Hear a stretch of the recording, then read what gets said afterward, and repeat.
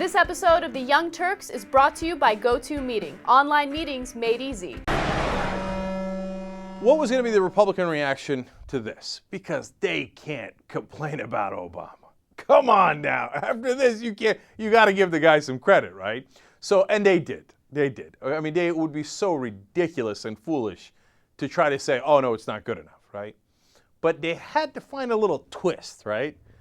And I was like, okay, what's it going to be? What's it going to be? And almost all of them did this. Let me give you Eric Cantor, okay, House Majority Leader.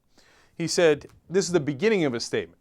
Nearly a decade ago, in the days after 9/11, President Bush said, whether we bring our enemies to justice or bring justice to our enemies, justice will be done. Tonight, we've learned that justice has been done. I said, wait a minute, wait. President Bush, what do you have to do with this? Where's President Obama? Cantor continued. The men and women of our armed forces and intelligence community have fought valiantly for the last decade, and there's a major victory and testament to their dedication. I commend President Obama, who has followed the vigilance of President Bush in bringing bin Laden to justice. Okay, come on, dude. Come on, dude. Okay, I like that nice little switcheroo. President Obama's okay because he followed Bush. Bush had 8 years to get bin Laden. He didn't do it. You know what that makes him? A failure. Epic fail. Okay?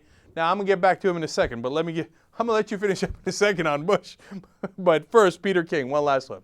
In 2001, President Bush said, we will not tire, we will not falter, and we will not fail.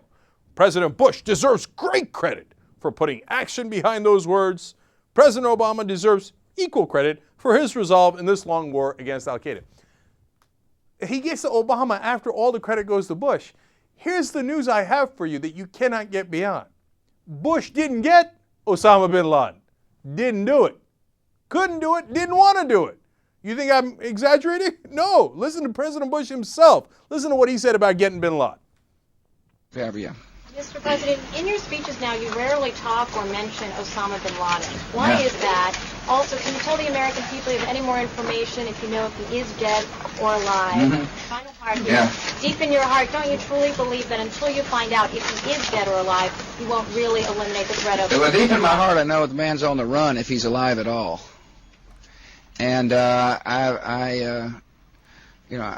who knows if he's hiding in some cave or not. We hadn't heard from him in a long time.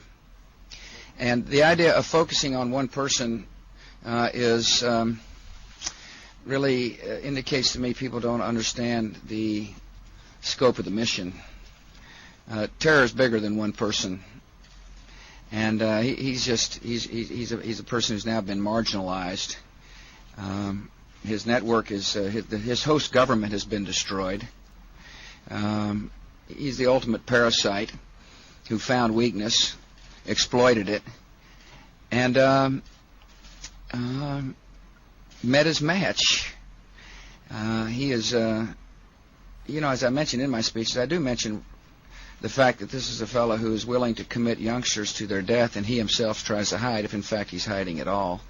So I don't know where he is. Nor do, I just don't spend that much time on him. I'll be honest with you. Wait. I didn't hear you right, Mr. President.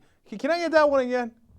So I don't know where he is. Nor do, I just don't spend that much time on him. Yeah. Well, that is being honest with us. Here are the parts that I love in that. The smirk all along. This guy killed nearly 3,000. He's like, the whole time. He's like, oh yeah, right. Bin Laden. Second of all, he says, well, if he's anywhere, he's on the run. He's in a cave somewhere. Except it turns out he was hanging out in a $1 million compound in a wealthy suburb outside of the capital of Pakistan for 5 to 6 years. So he wasn't on the run. You were totally wrong because you weren't looking for him. And he says, he's met his match. Yeah, under Bush. He was like, well, this guy's not even looking for me. And in fact, let me give you 2 pieces of evidence about that. When we had him cornered in Tora Bora, when we first went into Afghanistan, not a lot of people know this. You know how many guys we sent after him? 36 guys. 36. Plus local Afghans. There was a nearby commander, American commander, who wanted to send 5,000 troops after him. He's like, I'm here, let me go get him. Rumsfeld said, no, do not pursue.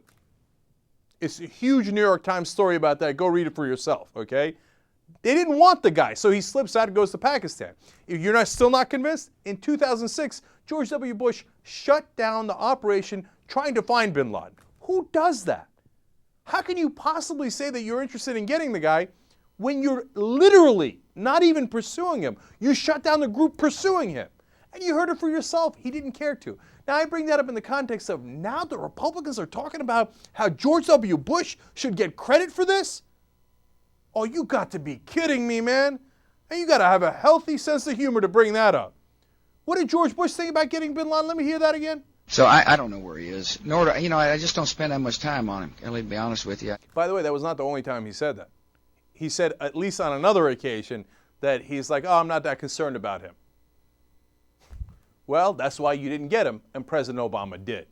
So any of you out there, the Republicans talking about how Bush should get credit, I got a real tall glass of shut-up juice for you. GoToMeeting.com makes online meetings easy and fast. You can join in by phone or use your computer mic. You can also do presentations online and share your computer so people can see your presentations as you're doing the meeting. And one flat rate gets you as many meetings as you want. Get a free trial at GoToMeeting.com, click on the Try It Free button, and enter the promo code Turks.